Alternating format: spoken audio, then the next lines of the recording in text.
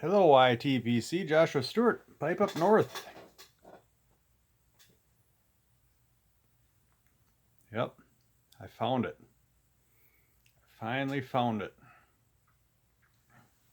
Not that I was really looking that hard either, but maybe we'll say I stumbled across it.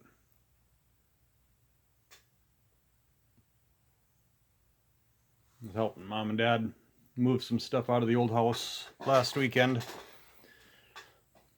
And they got a old roll top desk, and we're getting it cleared out, so because it was pretty cluttered and packed full of stuff.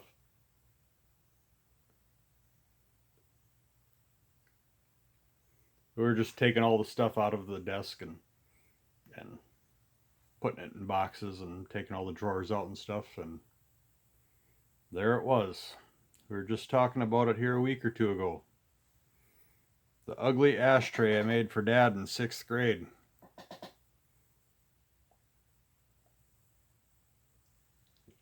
It still had a couple of ashes and cigarette butts in it.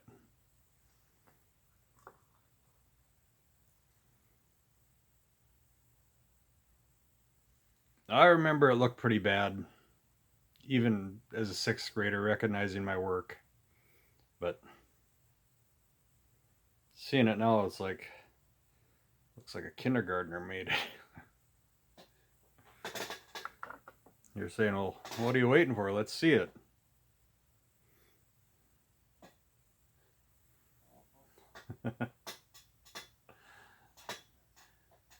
Yeah, it's quite a piece of work there, huh? You even got the two little places where you can hang a cigarette in the ends there. Like I say, I think it started out as a cereal bowl or something, and when I realized I couldn't make something round, I thought I'd make a triangle. So that's it. That's the ashtray. I didn't remember that it had this little cover across, but it's there, so I'll have to figure out how to turn it into a pipe ashtray. I suppose I can put a knocker in there and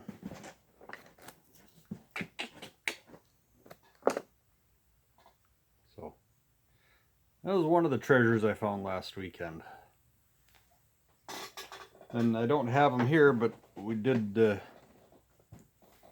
pack up Mom's antique tobacco tin collection, which she was back in the 80s especially, she was a pretty avid tobacco tin collector.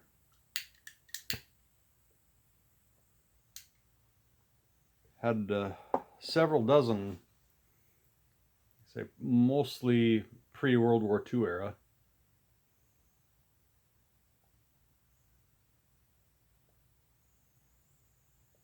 And she had one that she was very, very attached to, and she wanted to keep it, and I'm like, yeah, it's yours. I mean, if you want to take it to the new house and put it in a display case or something, I mean, this whole collection is yours. If you want to take the whole collection, that's fine too. But she's like, no, I want you to have it. And she said, you know what, that tin is probably better in your hands right now than ours, so take that one too. I don't remember what it's called, but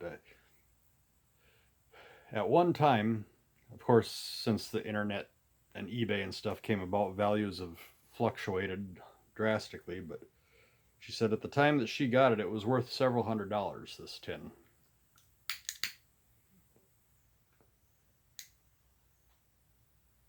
And I wish I could remember what it was. I'll be showing off this stuff here once I get through it and get it organized a little bit.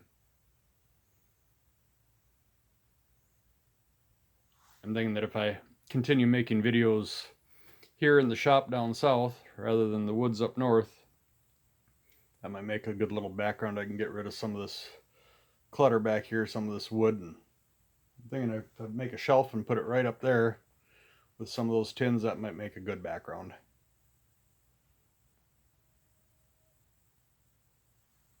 So, but Yeah, it was hot and miserable.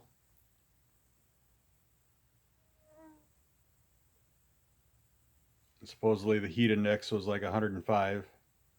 And the house does have central air, but we tried getting it to work on Friday and we couldn't. Or I didn't try because I don't know how to operate their central air system. It's a air-to-air heat pump system of some sort, and there's like a certain sequence for starting it up. And since they haven't lived there, it hasn't started up for the season yet.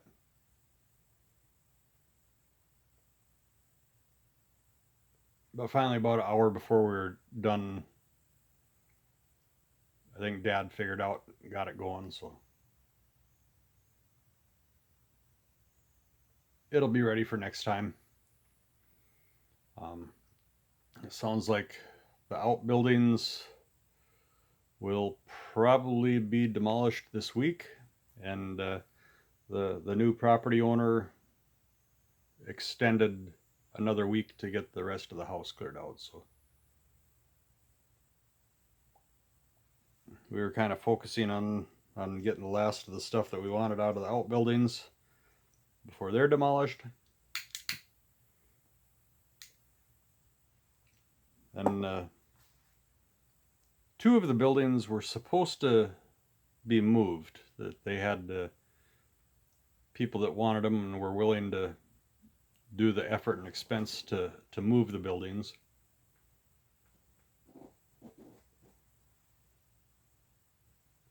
But the one that was going to take the barn ended up having to back out. I'm not sure what the reason was, if there was some power lines or something that were going to need to get cut that was going to make it cost prohibitive, or if they weren't able to line up the movers in time to get it moved. Which I think the new property owner, if he knew that it was going to be moved in, X number of days or weeks, he could probably work around that. But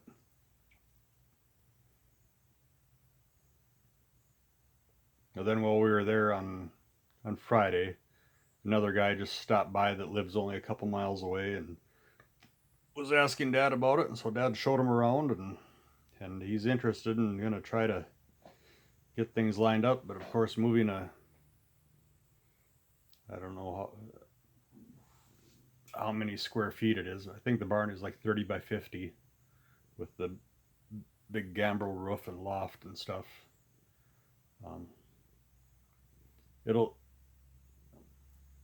It's a building that should be easy for professional movers to move, but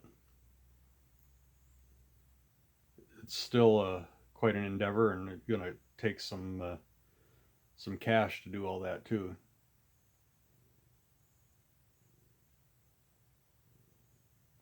And I would love to move that building up north, but the distance is just going to be prohibitive of moving it, because it's probably at least 200 miles from their place to our place up north.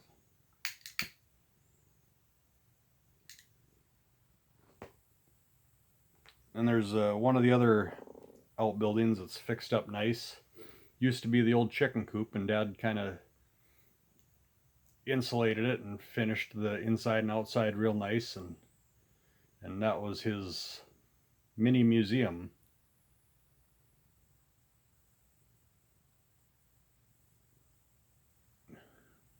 So that one won't be as difficult to move. I think it's like 12 feet by 30 feet or something like that, but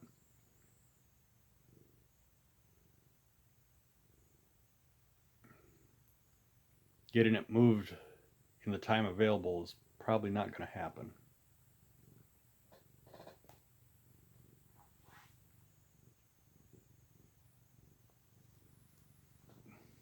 So that'll be a disappointment to see that building go. Well, it's good. The barn especially. I mean, I hope somebody can get that.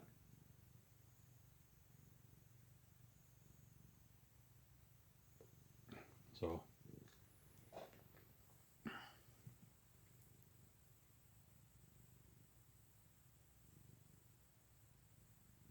What am I smoking tonight? Well, I'll tell you what I'm smoking. Got some John Cotton's Double Press Kentucky.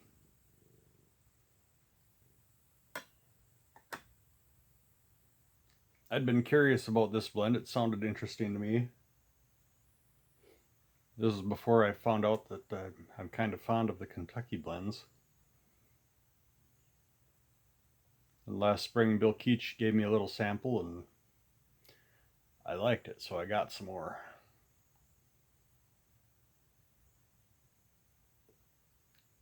I'm smoking it in my Rossi that I won from Josh at Gentry Vintage. I've been smoking this thing quite a bit lately and I like it.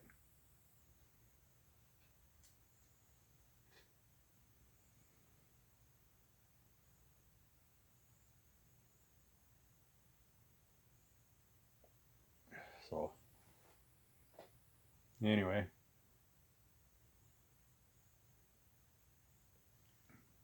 I got a couple of cars that I had since high school that are down at Mom and Dad's too that I'll have to get moved somewhere. I'm not really sure where. They'll probably end up having to go to my in-laws' place, which is about 10 miles from my mom and dad's. Because they're on a farm too.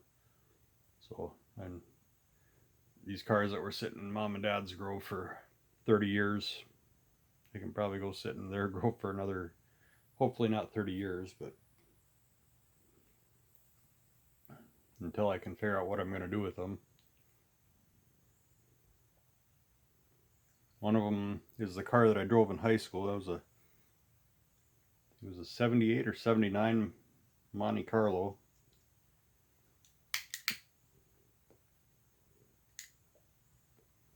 Could probably actually get it running again pretty easily if I wanted to.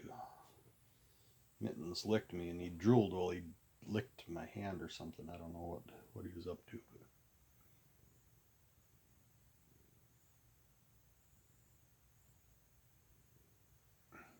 But so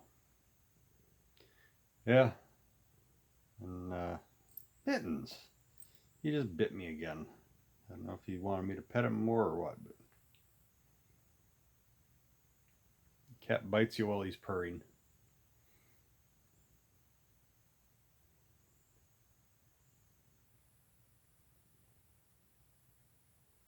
So anyway,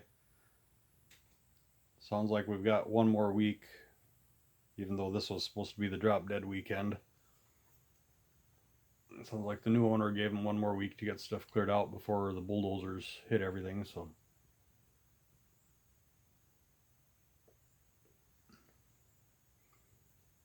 I'll probably go back and try to get the rest of my stuff out of the house anyway and try to get what's left of some of the more valuable antiques and collectibles that are in the house out, and maybe some of that built-in woodwork. I'm sure mom and dad and some of their friends that live local are going to be able to get some of that stuff out this week.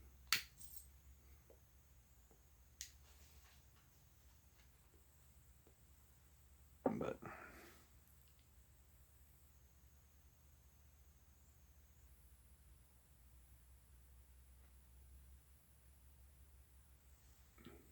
so anyway, yeah, and got a few other odds and ends things that are from, I guess you could call them family heirlooms. Nothing of any real value, but just interesting stuff.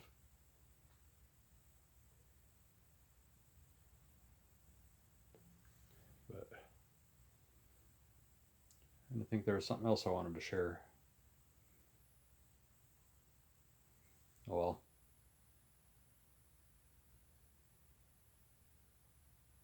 I can always make another video tomorrow.